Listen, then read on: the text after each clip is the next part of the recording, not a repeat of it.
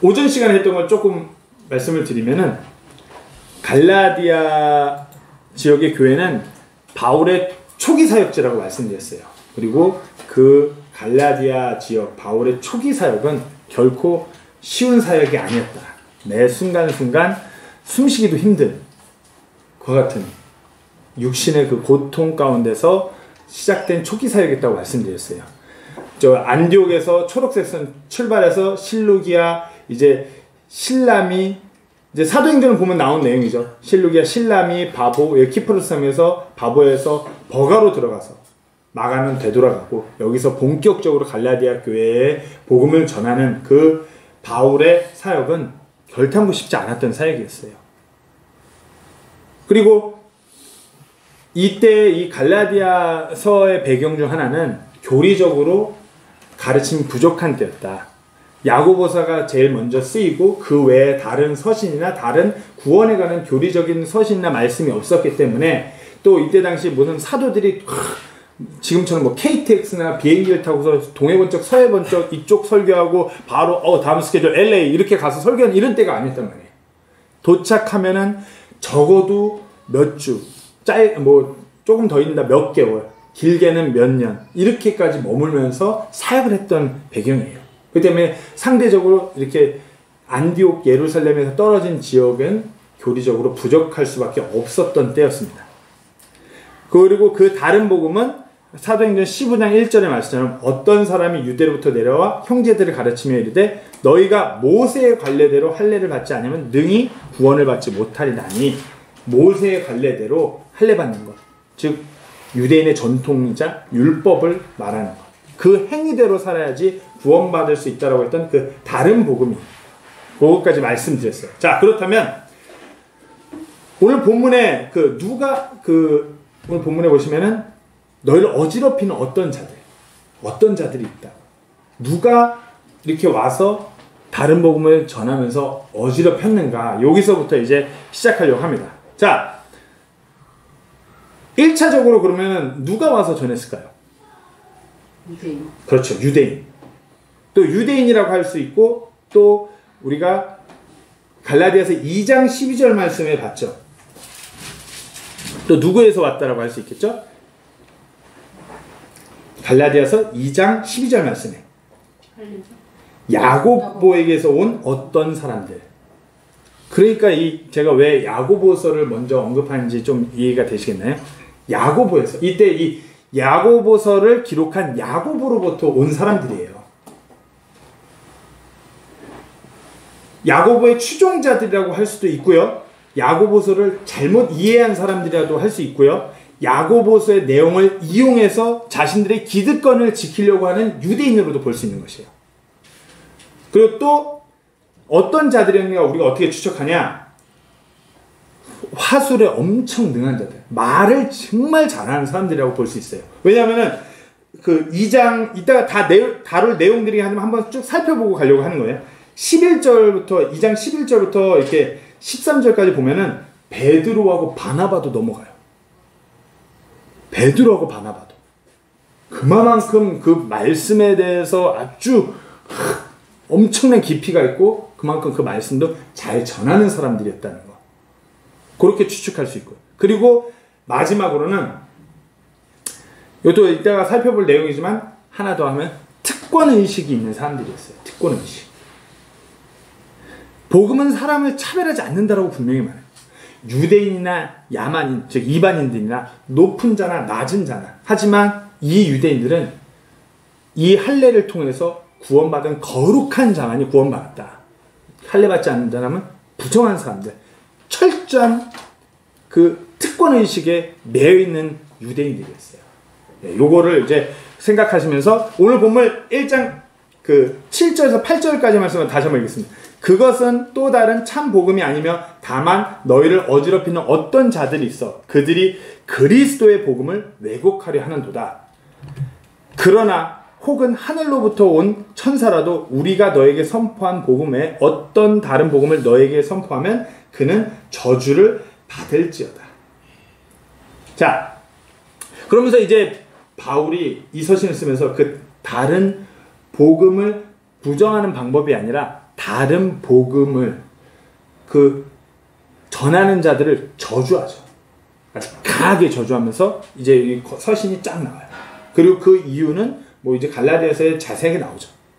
그래서 아까 말씀드렸던 갈라디아서 2장 12절 13절 말씀 보면 야고보에서 로부터 어떤 자들, 그 유대인들 그것을 언급해요. 야고보에서 온 어떤 사람들이 오기 전에 그가 이방인들과 함께 먹었으나 그들이 오매 할례자들인 그들을 두려워하여 그가 뒤로 물러가 자신을 분리하였으며 다른 유대인들로 그와 함께 위선을 행하고 심지어 바나바도 그들의 위선에 끌려가느니라. 이때 이제 우리가 요 말씀을 보아 이건데 아까 말씀드렸다시피 야고보서를 기록한 예수님의 형제 야고보의 가르침을 오해한 자들 또는 이용하는 자들, 이 사람들이 다른 복음을 전하는 사람들이에요. 하지만 사도행전 15장의 말씀을 우리가 읽어봐서 알건데 다른 복음에 관한 문제는 예루살렘 공회를 통해서 이 야고보서의 저자인 그 야고보를 통해서 정확하게 교리적으로 정확하게 선이 그어져요. 확립이 돼요. 하지만 지금처럼 인터넷이 발달한 시대도 아니고요. 이렇게 전화를 해서 야 예루살렘 공회 걸렸는데 우리 장로 야고보가 이제 그런 할례에 통한 구원이 아니라 진짜 복음을 통해서 예수 그리스도는 이것이 구원이라고 공회에서 땅땅땅 했어. 그거 아니래. 이렇게 전화 통화할 수 있던 때도 아니에요. 공회를 했다 한전저 그것이 퍼져나가려면 상당히 시간이 걸리는 때였고 그 예루살렘 공회가 했을 당시 하고 끝났을 당시에도 이미 거짓 교사들은 계속 다니면서 이와 같이 다른 복음을 선포하고 있는 상황이었던 것이에요. 엄청난 파급력을 갖고 있었어요. 여기서 우리가 분명하게 알 수 있는 것은 성경 지식이 아무리 많다고 해도 그 은혜의 복음이 아닌 다른 복음을 전할 수 있다는 것. 엄청난 성경 지식으로 유창한 그 화술을 통해서 말을 잘함으로 인해서 잘 납득시키고 얼마든지 할 수 있다는 것이에요. 잘못된 구원교리를 전하는 많은 목회자들도 지금 이 시점에 많아요. 저는 이분들이 성경적인 지식이 부족해서라고 생각하지 않아요. 성경적인 지식은 어마어마해요. 엄청난 히브리 헬라어를 다 꿰고 있고 몇 가지 언어를 구사하고 몇 종류의 성경을 달달달 꿰고 있고 누구는 역사를 통해서 성경을 쭉쭉 꿰고 있고 누구는 과학을 통해서. 하지만 분명한 것은 이들의 관점은 인간적인 인본주의의 관점이고 우리가 말하는 은혜의 복음은 하나님 관점, 철저한 신본주의 관점이에요. 사람에 의해서 성경 말씀이 쓰여졌다고 믿는 잘못된 믿음이라면 아무리 성경의 지식이 방대하다고 해도 어디까지나 인간적인 관점, 무수히 많은 사본과 번역본과 역사와 과학과 그런 증거들을 통해서 어떤 정보로서의 말씀을 대할 수밖에 없다는 것이에요. 그러다 보면 자칫 잘못하면 얼마든지 그와 같이 다른 복음으로 빠질 수 있다는 거예요. 하지만 성경 기록이 정말 하나님의 말씀을 믿는 사람들은 예수님께서 우리를 구원하셨다는 그 진리, 믿음으로 의인, 오직 믿음으로는 그 진리를 믿음으로 받아들일 수밖에 없는 것이에요. 왜? 하나님께서 그렇게 말씀하셨고 성경에 그렇게 기록되어 있으니까. 하지만 지금도 세상에서는 지식을 추구하는 사람들은 인본주의를 섞어요. 왜? 성경으로 안 되니까. 성경 외의 것을 추가해야 되니까. 그러면서 성경이 잘못됐다라고 말씀하는 사람들이 많아요. 잠언 30장 5절에서 6절 말씀에 하나님의 모든 말씀을 순수하며 그분은 자신을 신뢰하는 자들에게 방패가 되시느니라. 너는 그분의 말씀들에 더하지 말라. 그분께서 너를 책망하실 터인즉 네가 거짓말쟁이로 드러날까 염려하노라. 우리가 하나님의 말씀에 대해서 하나님의 말씀이라는 순수한 믿음을 고수하지 않는다라면 어느 순간 우리도 이와 같을 수 있다는 걸 분명히 아셔야 돼요. 하나님께서 하나님의 말씀을 기록하셨다. 이것이 진리다. 이것이 능력 있게 일하는 정말 능력의 말씀이라는 신본주의 관점, 하나님 관점에서 말씀을 바라봐야 돼요. 대표적인 예로 다윗과 골리앗. 참 인본주의 관점에서 바라볼 때 다윗과 골리앗과 하나님의 관점에서 다윗과 골리앗을 바라볼 때 참 재미난 사건이에요. 자, 다윗과 골리앗 사건에는 기적이 나온다? 안 나온다? 안 나와요. 하지만 모든 세상 사람들, 교회를 통틀어서 성경 이야기하면 가장 많이 기억하는 게 다윗과 골리앗이에요. 근데 다윗과 골리앗을 들여다보면 기적은 단 한 번도 나오지 않아요. 하지만 15세 남짓한 그 작은 소년이 3m 남짓한 골리앗을 눕히죠. 거기에 있는데 그 15세 남짓한 소년의 삶과 모든 신체, 기술, 모든 걸 통달해서 일하시는 하나님의 섭리가 있어요. 근데 그 섭리는 어떻게 볼 수 있다? 하나님 관점에서 우리가 바라봐야 하나님께서 이렇게 일하시는구나. 이 작은 소년의 이 삶 가운데서 이렇게 일하셔 와갖고 여기까지 와서 이렇게 일하시고 이런 하나님의 섭리를 하나님 관점에서 볼 때. 근데 인본주의 관점에서는 그냥 골리앗이 뭐 이렇게 덩치가 큰데 얼굴이 이만하니까 물맷돌 맞아서 빡! 이렇게 관점이 이렇게 된 거거든요. 그리고 정확하게 엄밀히 성경 읽어보면 골리앗이 이거 맞고 즉사한 거 아니에요. 이거 맞고 여기 꽂혔는데 이 상태로 얼굴이 바닥으로 떨어졌고 이게 더 박혀 들어가서 죽은 거예요. 완벽한 하나님의 섭리거든요. 삼천보로 자꾸 빠져나가요. 예. 아무튼 우리가 하나님 관점에서 성경을 읽을 때 정말 위대한 하나님의 말씀 속으로 더 들어갈 수 있는 것이에요. 다른 복음을 전하는 이 사람들은, 이 유대인들은 하나님 관점이 아니었어요. 하나님의 말씀을 빙자해서 그 외의 것을 취하려는 사람들이었어요. 그들은 어찌 보면 유능한 종교인이었을 수 있어요. 왜요? 오늘 아까 12절에 보시면은 바나바하고 13절에 바나바하고 베드로까지도 헷가닥하게끔 만드는 그 정도의 종교. 말만 잘한 것이 아니에요. 얼마나 거룩해 보이는 모습이었으면 베드로와 바나바도 이들과 함께해요. 이 위스함에 동참해요. 특별한 사람이라고 착각해요.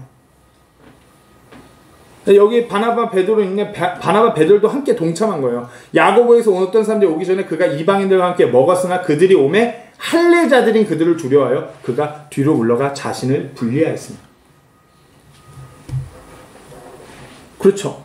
바나바 베드로도 너무 이 사람들이 진짜 그럴싸한 종교입니까? 마치 본이 되는 내가 유대인이라서 안 돼. 저런 유대인, 이런 유대인이 없어. 야고보로부터 온 유대인. 그 예루살렘 교회 최고 우두머리로부터 왔대. 그 서신을 딱 야고보의 서신이 여기 기록되어 있는데. 그리고 그 유대인들은 마지막으로 말씀드렸다시피 그렇게 거룩해 보이고 화술에 능하고 그런 종교인과 동시에 철저한 특권의식을 가진 자들. 율법을 지키며 할례받은 자는 무할례자라는 철저하게 다른 계층으로 인식하는 아주 특권의식이 강한 자들이었어요. 무할례자들하고는 우리는 거룩하기 때문에 밥도 같이 먹을 수 없다. 어떤가요? 예수 그리스도의 복음에는 특권 계층 이런 거 없어요. 그래서 바울이 이제 갈라디아서 3장에 가서 이 다른 복음에 대해서 특권 의식이나 이런 건 없다라는 것을 그 복음을 변호하는 구절이 이제 갈라디아서 3장에 나와요. 3장 26절 29절에 너희가 다 그리스도 예수님을 믿는 믿음으로 말미암아 하나님의 아이들이 되었나니 너희 가운데 그리스도 안으로 침례를 받은 자는 다 그리스도로 옷 입었느니라. 거기에는 유대인이나 그리스인이 없고 매인자나 자유론자가 없으며 남자나 여자가 없나니 너희는 다 그리스도 예수님 안에서 하나이니라. 너희가 다 그리스도께 속한 자면 곧 아브라함의 씨요 약속에 따른 상속자니라. 바울은 갈라디아 교회에 그리스도 안에는 어떤 특별인식, 차별 따윈 없다고 분명하게 전하는 것이에요. 너네 다른 복음을 듣고서 그 할례를 받아야만 어떻게 특별히 거룩한 사람이 되는 거라고 착각하고 있는데 그거 아니다. 그리스도 안에는 그런 거 없다. 지금 이 글을 듣는 사람들은 대부분이 노예 신분의 이방인들이에요. 궁극적으로 매여 있는 지금 현실적으로 매여 있는 자들이에요. 하지만 그리스도 안에는 매인 자도 없고 자유로운 자도 아니다. 노예 귀족도 없고 남녀노소도 없고 그저 그리스도 안에 있는 우리는 모두 하나님의 자녀들이고 아브라함의 씨로 그 약속에 따른 상속자라고 전하는 것이에요. 로마서 1장 16절에서 바울은 이렇게 전합니다. 내가 그리스도의 복음을 부끄러워하지 아니하노니 이는 그 복음이 믿는 모든 자를 구원에 이르게 하시는 하나님의 권능이기 때문이라. 먼저는 유대인에게요 또한 그리스인에게로다. 이 복음이 믿는 모든 자를 구원에 이르게 하는 거예요. 믿는 모든 자. 자, 교회에서 다른 복음을 전하는 그 목회자들도 많고 다른 복음에 빠져있는 성도님들 많아요. 그래서 디모데후서 2장을 보시면은 바울이 디모데한테 이렇게 권면해요. 때가 이르리니 그들이 건전한 교리를 견디지 못하며 귀가 가려워 자기 욕심대로 자기를 위해 선생들을 쌓아두고 또 진리로부터 귀를 돌이켜 꾸며낸 이야기들로 돌아서리라. 지금 이때가 이와 같은 때예요. 요즘에 그 코로나 이렇게 되면서 온라인 예배, 유튜브 실시간 라이브 스트리밍이 되면서 딱 이대로예요. 자기 귀에 듣고 싶은 대로 들어요. 건전한 교리를 견디지 못해요. 자기 욕심대로 자기를 위해서 뭐 그런 선생님들 유튜브에 많이 쌓아놓고 이제 이미 패러다임이 바뀌었다 그러면서 교회의 패러다임이 바뀌었어. 이거 뭐 어떻게 보면 정말 듣기 좋은 소리. 이대로 하면 자녀들이 잘 되고 복 받고 뭐 말도 안 되는 소리. 때문에 어찌 보면 지금 이 시점이 더욱더 예수 그리스도의 그 은혜의 복음이 선포돼야 되는 때예요. 이 유대인들 정말 종교적으로 그럴싸해 보이고 말도 잘하고 성경적인 지식이 아주 타박하고 심지어는 베드로와 바나바까지도 이들의 위선에 동참할 만큼 거룩해 보이는 이 사람들, 지금도 이와 같은 사람들 많아요. 제가 그 바울이 자기를 소위 이방인의 선교사로 그렇게 이방인의 사도로 얘기를 하잖아요. 그러니까 바울의 그 마음이 가끔은 이해가 갈 것 같은 게 이방인들을 보면 유대인 입장에서 이방인들 보면 정말 기가 차고 말도 안 되는 사람들이거든요. 옷도 다 이렇게 입고 다 이렇게 다니는 유대인들이 봤을 때 이방인의 옷도 걸친 건지 벗은 건지 남자 여자 할 거 없이 진짜 야만인 같은데 바울이 소위 자기를 그와 같은 사람으로 칭해요. 그들을 위한 사역자.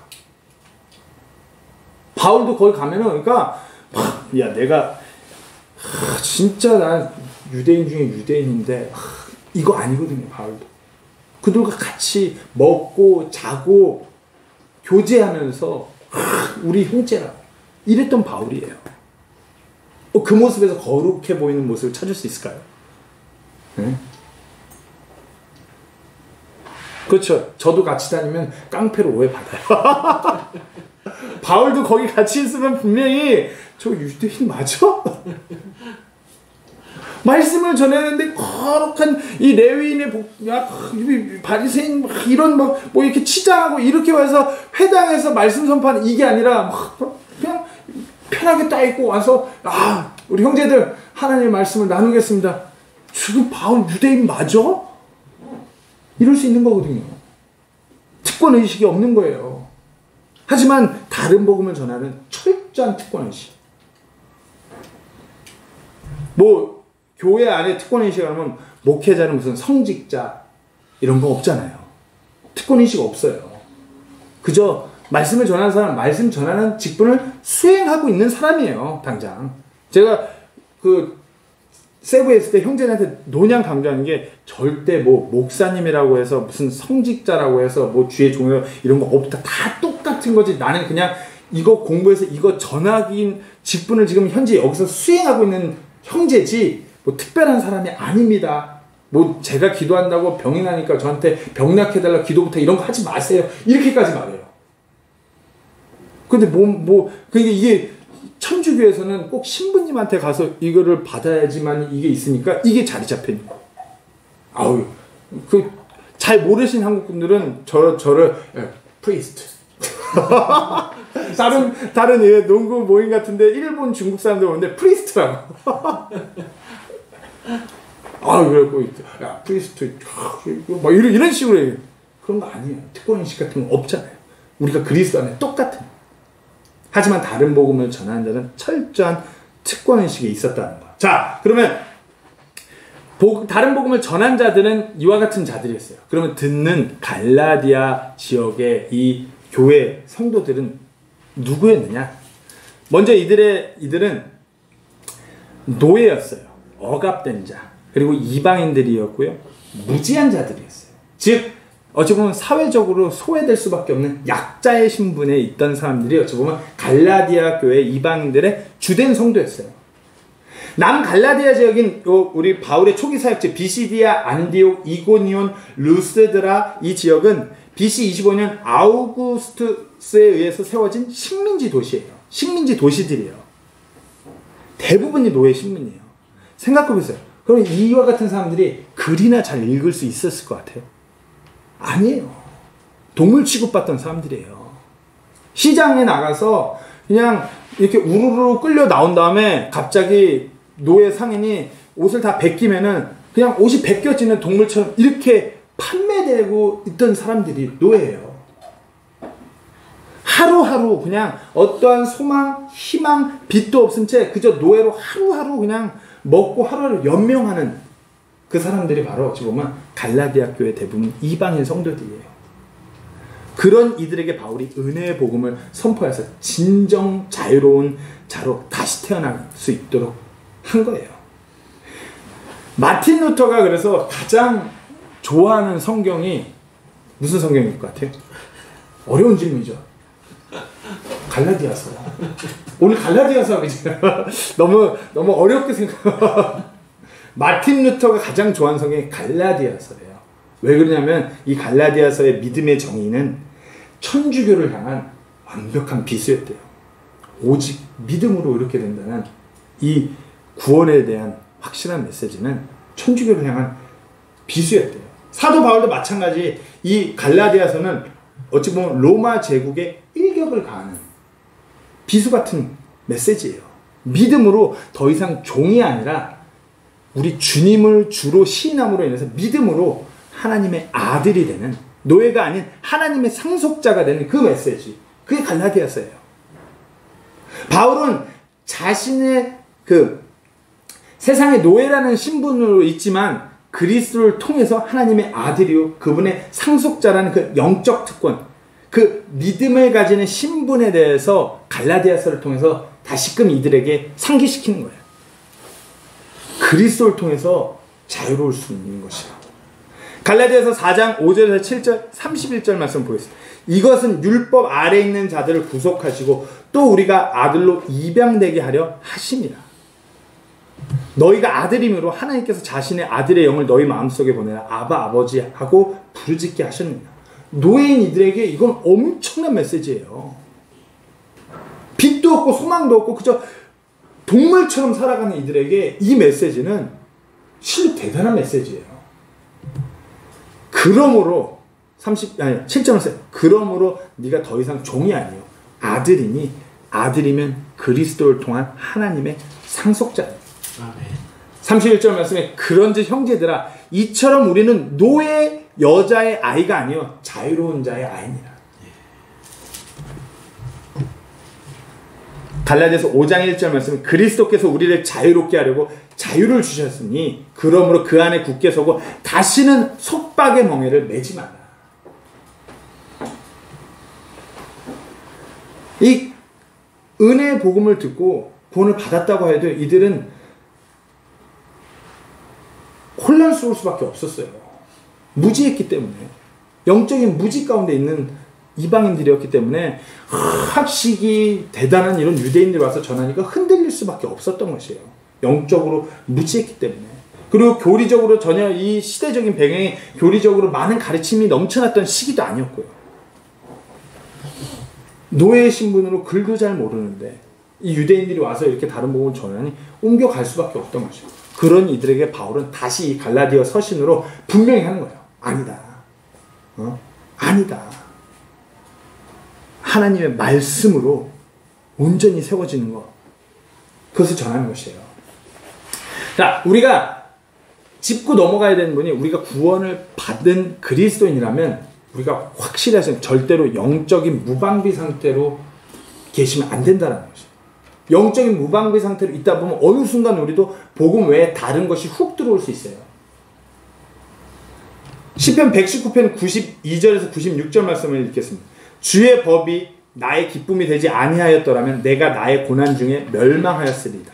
내가 결코 주의 훈계들을 잊지 아니하리니 주께서 그것들로 나를 살리셨나이다.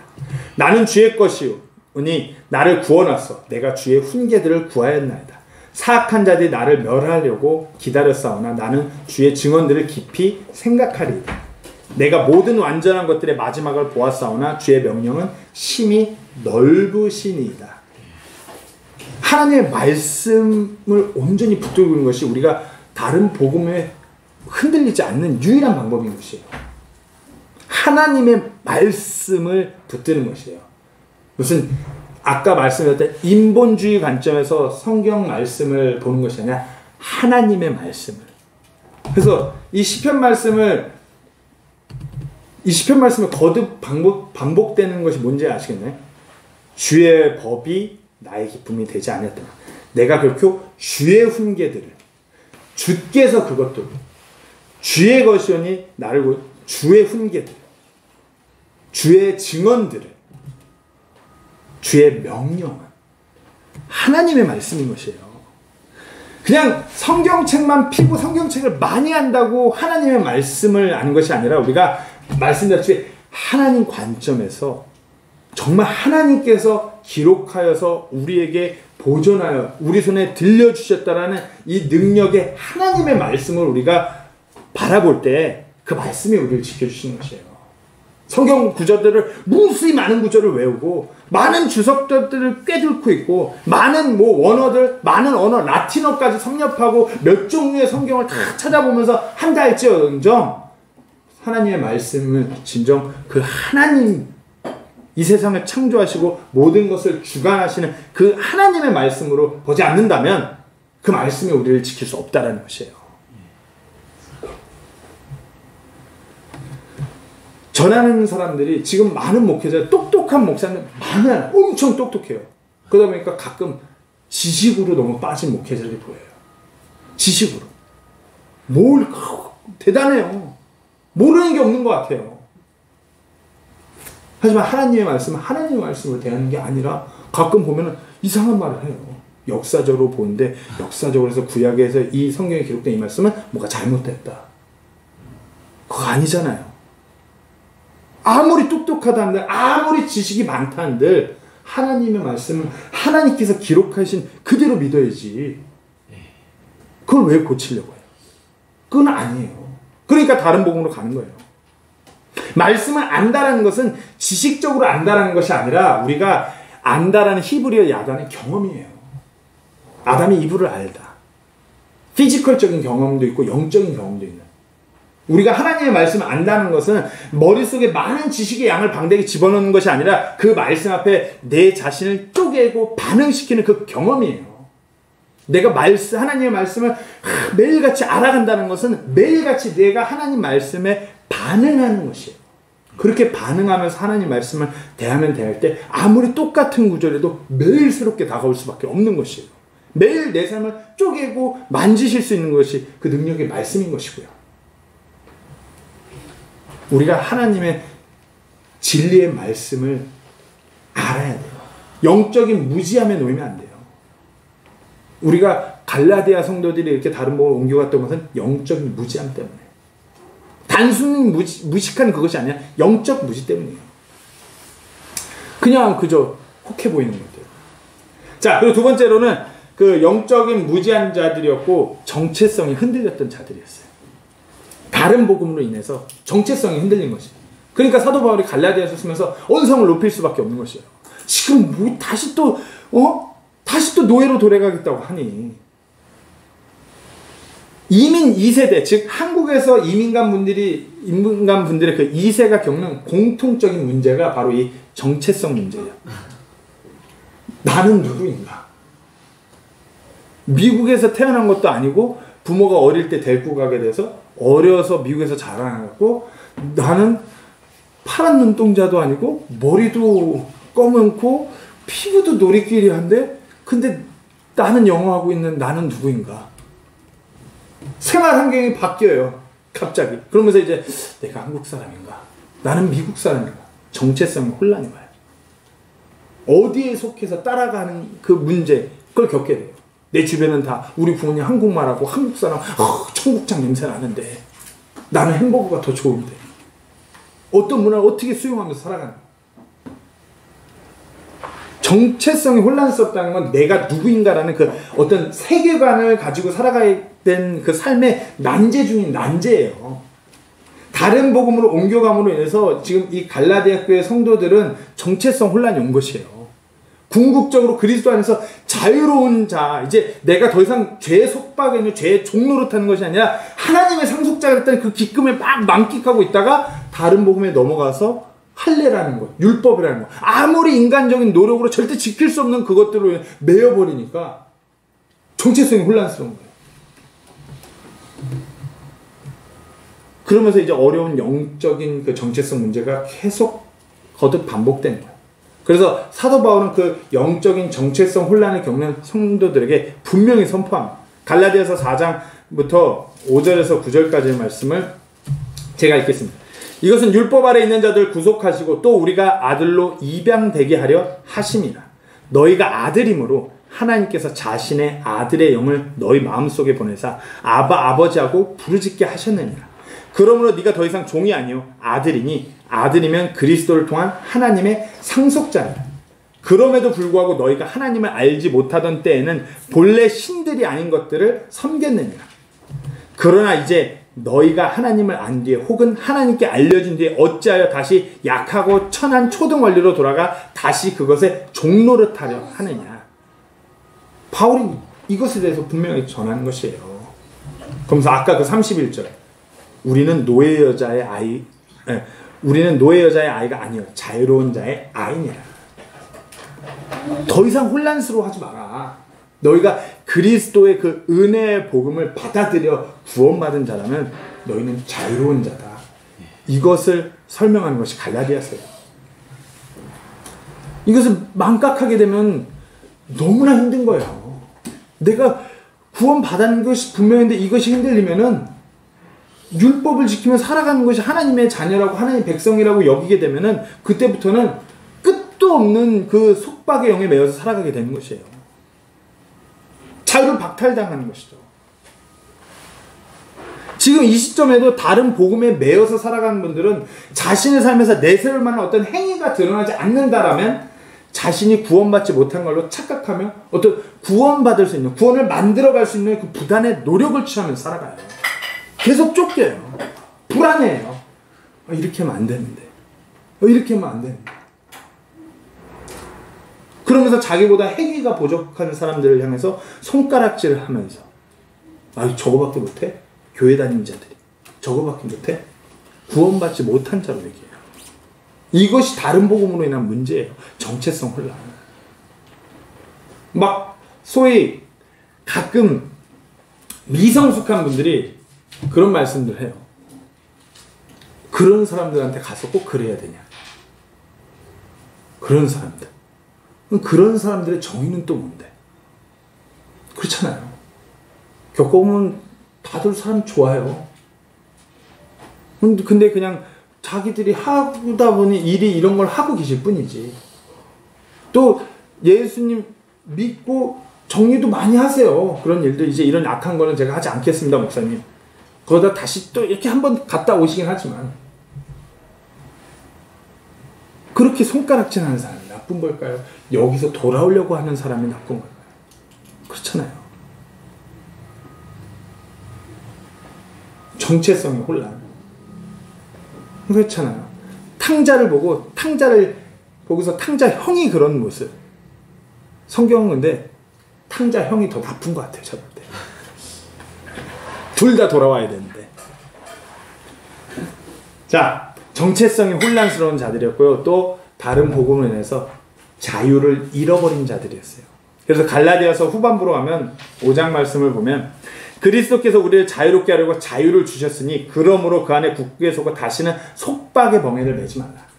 13절 형제들아 너희가 부르심을 받아 자유함에 이르렀으나 갈라디아 성도들이여 당신들은 은혜의 복음으로 자유롭게 되었다. 주님께서 자유를 주셨다. 그러니 제발 다른 복음으로 옮겨가서 자유를 박탈하면 안 된다. 로마서 8장 14절 15절 말씀에 하나님의 영에 의해 인도받은 자들은 다 하나님의 아들들이니 너희는 다시 두려움에 이르는 속박의 영을 받지 아니하고 양자 삼으시는 영을 받았느냐. 그분을 힘입어 우리가 아바 아버지하고 부르짖느니라. 구원받은 그리스도인들은 그 안에 성령님께서 거하심을 해서 진정한 자유를 누리는 것이에요. 많은 사람들이 자유, 이것을 좀 특히 교회에 다니는 젊은 친구들이 잘못 받아들여요. 자유 그러면 그냥 다 해도 되는 게 자유인 줄 착각해요.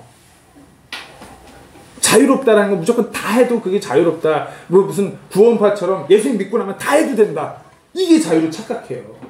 이건 자유를 누리지 못하는 거예요. 우리는 어찌 보면 바울은 그리스도인을 군인 또는 운동선수에 비유해요. 그죠? 운동선수는 그 경기장 안에서 그 룰 안에서 자유롭게 자신의 경기를 펼칠 때 진짜 운동선수로 인정받는 것이에요. 바울은 그렇기 때문에 우리를 운동선수에 빗대는 것이에요. 우리가 세상에 있다라면 말씀이라는 그 기준 안에서 자유로운 것이에요. 말씀 안에서. 이 운동 경기를 하는데 생각해보세요. 축구를 하고 있는데 축구룰이 아니라 축구장에다 농구룰을 갖다 해봐요. 그거 쑥대밭대요. 난리가 나는 거예요. 하나님의 아들로서 자유란 그 진리 안에서 자유로운 자유예요. 그것을 무슨 죄 형벌로 속박으로 막 그냥 들어가서 뭐 대충 막 사는 이 자유가 아니라 하나님의 아들은 어떠한 경우에도 그 자유를 뺏기지 않는, 즉 다시 말해서 그 영원한 형벌의 그 속박으로부터 철저하게 자유로운 자들이에요. 근데 자꾸 왜 다시 자유로운 신부님에도 불구하고 속박의 명예를 짊어지고 이 땅에 세상이라는 경기장에서 왜 그렇게 속박받고 자유를 박탈당한 채로 살아가려고 하냐. 바로 이 말을 하는 것이에요. 제가 그 정호 요즘에 다음 주 시합이래요, 농구. 그래서 열심히 제가 대학교 다닐 때 시대표 뛸 때 저 코치였던 분이 지금 정호를 가르치거든요. 그래갖고 또 나름 그분이 정호가 레이업이 안 되고 드리블이 안 되는 건 나름 계속 설명해주고 막 야 이렇게 하면은 워킹이고 이렇게 해야 돼. 농구 룰이 이래.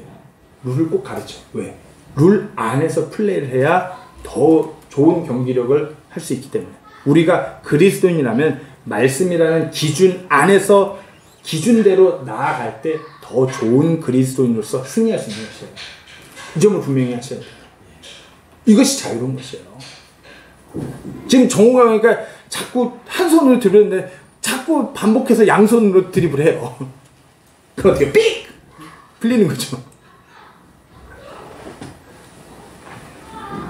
우리가 메시라는 축구 선수가 있다고 해도 축구라는 경기 룰 안에서 메시인 거예요. 아무리 메시라고 해도 농구 경기장에다 데려놓으면 옆집 아저씨예요. 그 뭐 대단한 농구 선수 마이클 조던이라고 해도 그 사람 뭐 어디 수영장에 갖다 놓으면은 그 둥둥 떠다니는 흑인 아저씨예요. 능력이라는 것, 자유롭게 막 그 능력을 발휘하는 것은 그 룰 안에 있어야 됩니다. 특별히 우리는 그 말씀이라는 진리 안에.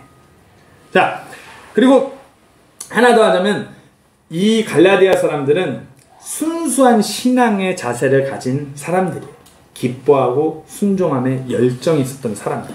앞서 말씀드렸지만 갈라디아 성도들은 무지했어요. 무지하지만 그들은 늘 들으려고 노력하고 알아가려고 노력하고 그 말씀에 반응하려고 노력하는 성도들이었어요. 글도 못 읽는 사람들임에도 불구하고 그만큼 말씀에 열의가 있었던 사람들이에요. 우리가 그것을 어떻게 하냐? 성경 기록에는 없어요. 근데 우리가 분명히 확실하게 알 수 있어요. 어떻게 알 수 있을까요? 갈라디아서가 성경에 기록되어 있는 걸로 알 수 있는 것입니다.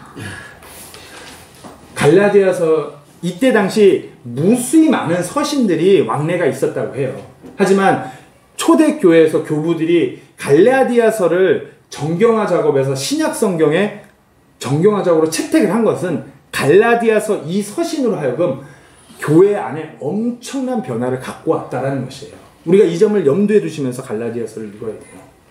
단순히 그냥 서신의 내용, 사도 바울이 쓴 편지가 여기 이거 아니라 하나님의 그 성령의 영감으로 쓰여진 이 서신이 갈라디아 교회에 도착했을 때 이 서신을 읽고 다른 복음으로 옮겨갔던 갈라디아 성도들이 그 서신을 대하면서 다 하나님 말씀 앞에 깨지면서 교회의 놀라운 변화를 갖고 온 서신을 교회들이 그것을 다 알고 인정하기 때문에 정경화 작업 때 이 갈라디아서를 채택한 것이에요. 무슨 외경하고 갈라디아서하고 똑같은 말씀 절대 아니에요. 정경화 작업에 성경 66권에 채택된 그 말씀들은 교회사 안에서도 그 말씀으로 하여금 특히 신약 성경의 서신들은 그 교회들이 그 말씀 때문에 엄청난 변화와 개혁이 일어났기 때문에 그것을 정경화 작업에서 채택하는 것입니다. 우리가 갈라디아 성도들이 이 서신을 통해서 이 서신에 반응하는 그런 성도들이면 이것을 갈라디아서가 성경에 있는 것으로 알 수 있는 것이에요. 자, 갈라디아서 행위라는 것을, 할례라는 것을 다른 복음으로부터 확실하게 떨어뜨리고 변화시켜준 그 성경이에요. 그리고 갈라디아 성도들의 이 말씀에, 이 권면에, 성령님의 영감으로 기록된 이 권면에 반응함으로 인해서 확실하게 변한 것이에요. 이것이 하나님의 말씀의 능력인 것이에요. 그 말씀을 하나님의 말씀으로 귀 기울일 때. 우리가 문제는 이런 것이에요. 말씀을 자꾸만 덮어요. 스마트폰은 하루에도 수백 번도 눌렀다 폈다 껐다 켰다 카카오톡 왔나 안 왔나 전화벨 울리면은 급속도로 반응해서 딱 받아요. 하지만 우리가 하나님의 말씀을 필 때는 어떨까요? 수시로 체크하시나요? 내 안에 어떤 찔림이 있을 때 급속도로 반응해서 하나님의 말씀을 피고 하나님과 관계하려고 도전하시나요? 세상과의 관계의 연결고리는 그렇게 민감하게 반응하는데 우리가 하나님과의 관계의 연결고리는 어떤가요? 제가 우리 성도님들은 권면할 땐 좀 세게 해요. 그래서 일주일에 몇 번씩 펴보셨어요. 하루에 몇 번씩 펴보시고 주무시기 전에 내가 적어도 하루에 5분은 기도해야 된다고 그랬는데 그거라도 꼭 지키고 계시냐고. 웃으시겠지만 우리 스타일이 그래요. 그 매번 실패하지만 또 목사님 제가 다시 한번 도전합니다. 또 실패하고 거듭 그렇게 노력하고 이제 막 그렇게 잘하는 성도님들이 대부분이세요. 성경 공부, 예배 말고 스스로 자신을 하나님 말씀 앞에 무릎 꿇게 하고자 하나님과의 그 연결고리를 계속 그렇게 이어가고자 부단의 노력을 취하시는 게 매일 순간순간 어떠하시냐 이거죠. 핸드폰은, 스마트폰은, 카카오톡은 내 은행 계좌 연결되어 있고 뭐 메시지 오는 것은 그렇게 타다다닥 민감하게 반응하는데 내 삶에 무수히 스쳐 지나가는 그 많은 문제들을 하여금 그것을 하나님의 말씀을 통해서 어떻게 반응하고자 하나님의 말씀을 그렇게 피는 것이 얼마나 많냐 이거죠. 왜 하나님의 말씀이 인터넷이나 어떤 유튜브 그런 매체를 통해서 그렇게 방대해지는데 왜 교회들이 복음에 대해서 흐릿해지고 다시 오실 예수님을 기다리지도 아니하면서 교회 안에서 예수님 더디 오시옵소서 우리는 할 것이 많습니다. 왜 이렇게 가냐고요? 그 이유를 묻는다면은 어찌 보면 유대인들처럼 입술로는 거룩히 고백하면서 보여지는 삶은 그래 보이면서 속 안에는 그렇지 않기 때문이에요. 속 안에는 하나님과의 연결고리는 없고 그저 그럴싸해 보이는 것만 취하기 때문이에요. 하나님의 말씀을 덮고 있기 때문이라고 말할 수 있어요.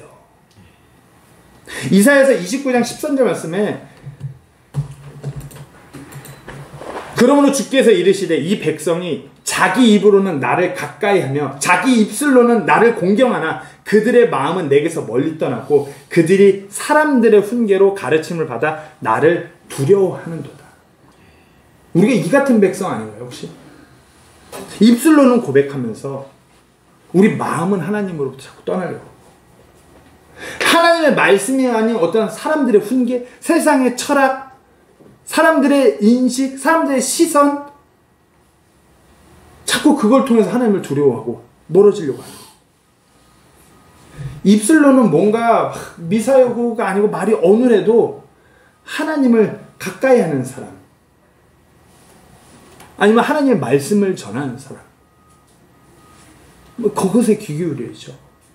어떤 대단한 무슨 젊은 나이에 무슨 대학에 가서 뭔 탑을 이런 사람의 철학이 아니라 그날 하루도 하나님 말씀에 반응해서 신실하게 하나님 말씀대로 하나님을 사랑하고 자기 이웃을 사랑하며 예수님을 증거하는 그렇게 살아가는 사람의 말에는 전혀 귀 기울임이 없고 어디 소위 스카이 나오고 어디 한 자리 하고 무슨 사업을 운영하는 이 사람들한테 그렇게 귀를 기울여요.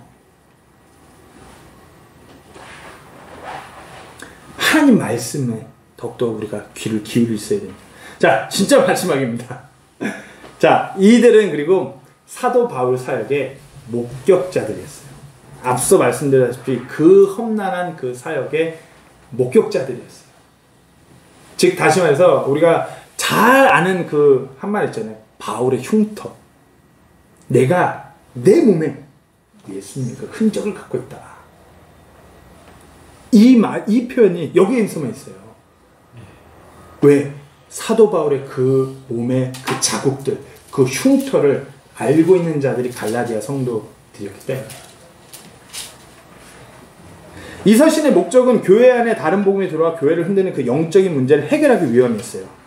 이 서신을 통해서 글이 되었어요. 갈라디아 성도들은 온전히 순종했어요. 하지만 그 갈라디아 교회에 유대인들이 와서 다른 복음을 흔들어 놨을 때 일단 먼저 사도 바울의 사도권을 먼저 이건 완전 이거 핫발이다. 이상한 거 전하는 사도 바울의 그 변호권을 흔들었고 사도 바울이 먼저 자신의 사도권을 변호하고 그 다음 예수 그리스도의 복음을 쭉 변호하고 이제 마지막 와서 바울이 그 얘기를 하는 것이죠. 갈라디아서 6장에서 육신으로 잘 보이고자 하는 모든 자들이 억지로 너에게 할례받게 함은 단지 그리스도의 십자가로 인한 핍박을 받지 아니하려 함이라.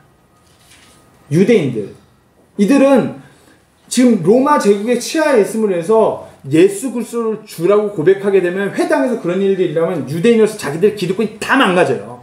그리고 그리스도로 인한 핍박이 시작돼요. 그러니까 어떻게 해요? 이거 아니다. 할례받아야 된다. 그렇게 전해요.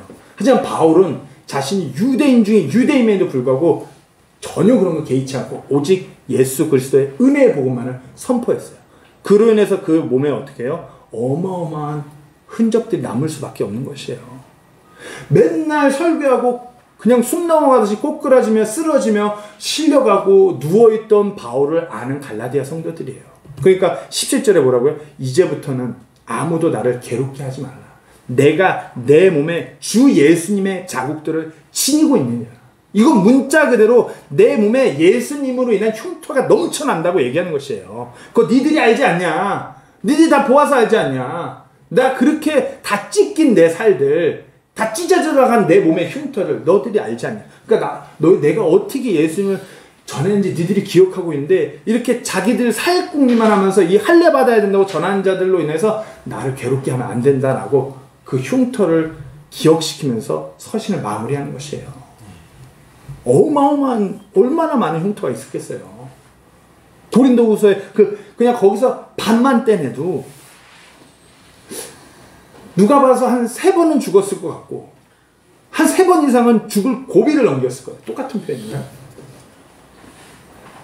어마어마한 흉터가 있는 것이에요. 여기서 제가 제 몸에 저도 그 외과를 많이 다녀서 제가 총 꿰맨 바늘수가 저도 짓궂었기 때문에 쉬운 바늘이 넘어요. 손가락 잘렸을 때 8바늘, 여기 가위 찔려서 정맥 끊어졌을 때 19바늘, 무릎 넘어져서 뭐 8바늘, 뭐 하여튼 쉬운 바늘 넘어요. 저희 몸에도 그 정도 흉터가 있는, 보면, 야, 손가락이 짧네. 여기 보면, 야, 번개 마크가 있네. 그 작은 상처에도 그랬는데, 바울은 어땠을까요? 태형 그 채찍 한 대면은 살이 쫙쫙 뜯겨요. 그 39번 맞는 그 채찍. 그 3번이나 당했는데. 그 몸에 흉터가 어때요? 바울이 이 얘기했을 때 아마 갈라디아 성도들은 그렇지. 저렇게 막 거룩해 보이려고만 하고 자기들의 기득권을 생각하면서 할례를 강요하는 저들하고 바울은 틀려. 복음 위에서라면 자신의 삶을 철저하게 던졌던 그 바울. 우리가 그 바울이 우리에게 어떻게 복음을 전했는데 우리가 지금 이렇게 바울을 괴롭게 하면 안 되지. 우리가 이 은혜의 복음 안으로 돌아와야지. 다시금 그 바울의 자극들, 그 흉터를 따라보며 바울이 전했던 그 예수님을 바라보는 것이에요. 바울이 그렇게까지 하면서 복음을 전했던 이유. 왜? 예수님께서 그리하셨기 때문에. 우리를 대신해서 십자가를 지셨던 그분, 우리 죄 때문에 그 손에 못자국, 머리에 그 가시관이 쓰이고 그 창자국 있는 그 예수님, 바울이 그토록 전했던 그 예수님, 우리가 잊어서는 안 되지. 바울을 통해서 그 예수님을 바라보는 것이에요. 그렇게 날 사랑했던 그 예수님, 바울이 증거한 그 예수님. 그러면서 이제 예수 그리스도의 그 고난에 기쁨으로 참여한 교회가 갈라디아 교회였던 것이에요. 제가 이 자국, 그 갈라디아서 6장의 이 자국에 대한 말하면 꼭 요 사진을 인용해요. 예전에 한번 원주에 있을 때 제가 이 사진 인용했던, 아시는 분들은 아세요. 그렇죠. 이거는 그냥 뱉은 흔적이 아니라 쌍둥이 엄마들에게서 나오는 뱉은 거예요. 하나가 아니라 둘이 들어가 있으니까. 아는 사람만 알 수 있는 그 흉터. 이걸로 해서 이렇게 이제 정오를 안 넣어주면 섭섭할까봐. 애들이 이만큼 컸어요. 많이 컸네. 정오가 좋다네. 아는 사람만 알 수 있다는 그 흉터. 우리가 이 땅에서 똑같아요. 바울과 같이 이 몸에 우리가 흉터를 남기지 않겠지만 우리 삶이라는 곳에 예수 그리스도의 그 자국들을 남겼을 때 아무도 모를 수 있어요. 하지만 예수님 앞에 다시 섰을 때 예수님께서 그 흔적에 대해서 분명히 말씀하실 것이에요. 너 잘했다. 아무도 몰라주는 내 삶 가운데 있는 그 자국, 그 흉터에 대해서 예수님께서 말씀하실 것이에요. 그때 너가 삶의 그 어려울 때 너가 나를 위해서, 나를 증거하기 위해서, 그 은혜의 복음을 전하기 위해서 너가 이렇게 드린 거, 너가 네 삶을 그렇게 들여온 거 내가 다 기억한다. 아무도 모르지만 우리가 마치 쌍둥이 임신에 대해서 아는 사람들만 아는 자국이 적어 있는 것처럼 예수님께서 우리의 그 자국들을 아실 것이에요. 세상에서 사람들이 몰라주고 내 가족들이 몰라주고 아무도 몰라준다고 하여도 하나님께서 몰라주세요. 그 자국, 예수 그리스도로 인한 내 삶에 남겨진 그 자국, 그분께서 아시고 그분께서 기억하세요. 우리가 예수님 앞에 섰을 때 예수님께 그 자국들, 예수님께서 너가 이런 자국들로 인하여 네 열매들이 봐라, 이렇게 많다, 이렇게 하신 그 삶을 고대고대하며 나아가기를 간절히 소망합니다. 고대해보세요. 예수님 앞에 섰을 때 예수님께서 그 자국들을 말씀하시면서 봐라, 이 자국들로 인하여 너의 열매들이 이 사람들이다. 너가 이 사람들이 사망으로 가는 것을 너 삶에 그렇게 자국을 남기면서 이 사람들을 내게로 인도했다. 그렇게 칭찬하시는 거 얼마나 기쁨이 가득하겠어요.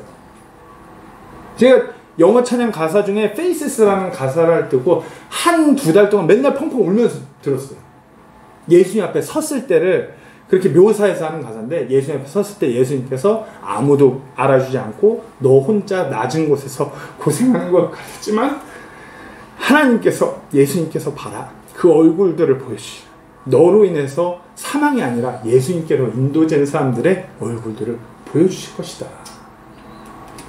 그렇잖아요. 우리 소막교회도 교단이 아니라 마치 고립되어서 이렇게 나아가는 것 같아요. 때때로 남들이 다 가는 그 탄탄대로의 그런 교회의 방향을 가는 것이 아니라 정말 말씀 안에서 우리가 말씀 붙들고 나가는 게 때때로 외로울 수 있어요. 고립되는 것 같아요.